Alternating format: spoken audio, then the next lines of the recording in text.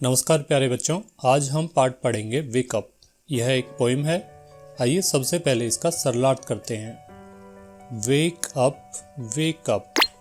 Wake up का अर्थ होता है जागो, जागो, जागो। इट्स ए लवली डे, यह एक सुहावना दिन है। ओह प्लीज गेट अप, ओह कृपया उठ जाओ। एंड कम एंड प्ले, आओ और खेलो। The birds are singing in the trees, पेड़ों पर पक्षी गा रहे हैं। And you can hear the buzzing bees, buzzing होता है भिनभिनाना, बजिंग यानी कि भिनभिनाहट, और तुम मक्खियों की भिनभिनाहट सुन सकते हो। वेक अप, वेक अप, जागो, जागो। इट्स ए लवली डे, यह एक सुहावना दिन है।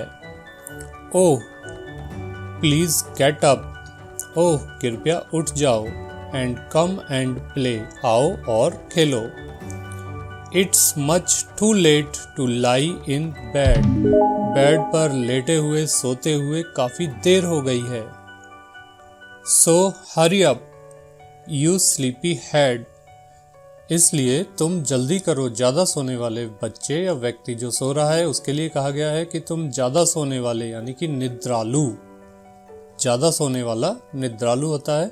ज़्यादा सोने वाले व्यक्ति या बच्चे से कहा गया है कि तुम जल्दी करो। Wash and dress and come on out, नहा धो लो, कपड़े पहन लो और बाहर आ जाओ। Everyone is up and about, हर कोई उठ गया है और अपने काम में लग गया है। The cow, the horses, the ducks, the sheeps, गायें, घोड़े, बतखें और भेड़, ये सभी उठ गए हैं। द टिनिएस्ट चिकन, टिनिएस्ट सबसे छोटा चूजा है, वो भी उठ गया है और वो क्या कर रहा है? Cheep cheep cheep. सबसे छोटा चूजा भी चीप चीप चीप कर रहा है। वेक अप, इसलिए जागो। वेक अप, जागो। तो यह जो पोएम है इसके कवि हैं सी फ्लेचर। नाम से ही पता चल रहा है कि यह हमारे देश के नहीं है। बड़े दुख की बात है, प्राइमरी कक्षाओं के लिए भी जो किताबें लगाई हैं उनमें भी जो विदेशी लेखक हैं या कवि हैं उनके द्वारा लिखी गई रचनाओं को पढ़ाया जा रहा है। भारत के अंग्रेजी भाषा के जो विद्वान हैं, जो लेखक हैं, जो कवि हैं, उनकी रचनाओं को अगर पाठ्यक्रम में शामिल किया जाए तो यह ज़्यादा अच्छा रहेगा। चलिए अब इस पाठ की एक्सरसाइज को करते हैं। यहाँ है टिक द राइट ऑप्शन, हमें सही ऑप्शन पर, सही विकल्प पर टिक करना है। The speaker wants the reader to, जो वक्ता है वो पढ़ने वालों से क्या कहना चाहता है? स्लीप ऑन, सो जाओ, या फिर वेक अप, जी हाँ वह कहना चाहता है वेक अप, जागो। The birds are singing in the trees, in the room, जो पक्षी हैं वो कहाँ गा रहे हैं? कमरे में या पेड़ों पर? इन द ट्रीज, पेड़ों पर वो गा रहे हैं। आगे है द डे इज बोरिंग या लवली, जो दिन है वो कैसा है? बोरिंग है या लवली, सुहावना है? तो सुहावना दिन है। It's much too late to, यह ज़्यादा देर हो गई है, किसके लिए? डू होमवर्क, होमवर्क करने के लिए, या लाई इन बेड, बेड पर लेटे हुए, तो बेड पर लेटे हुए ज़्यादा देर हो गई है। चलिए इस पाठ के क्वेश्चन आंसर्स करते हैं। पहला क्वेश्चन है what are the birds doing, पक्षी क्या कर रहे हैं?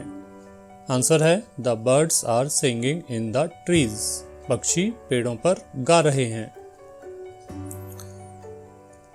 अगला क्वेश्चन है why does the speaker ask the late risers to wake up early, जो वक्ता है वो देर से उठने वालों को जल्दी उठने के लिए क्यों कह रहा है? इसका आंसर है the speaker ask the late risers to wake up early because it is bad to lie too long in the bed, जो वक्ता है वो देर से उठने वालों को जल्दी उठने के लिए कह रहा है क्योंकि बेड पर देर तक लेटे रहना बुरा है, यह अच्छी बात नहीं है। अगला क्वेश्चन है what is suggested by the phrase sleepy head. Sleepy head वाक्यांश है, इसका क्या मतलब है? इसका आंसर है sleepy head means the person who sleep more. Sleepy head का मतलब है वह व्यक्ति जो ज्यादा सोता है, आलसी व्यक्ति। अगला क्वेश्चन है what is poet trying to suggest in the poem. इस कविता में कवि क्या कहना चाहता है, क्या सुझाव देने की वह कोशिश कर रहा है? इसका आंसर होगा the poet trying to suggest that we should wake up early in the morning. इस कविता में कवि यह कहना चाहता है कि हमें सुबह जल्दी उठना चाहिए। इस वीडियो में फिलहाल इतना ही। आपको यह वीडियो अच्छी लगी है तो इसे अपने अन्य साथियों के साथ शेयर करें। धन्यवाद।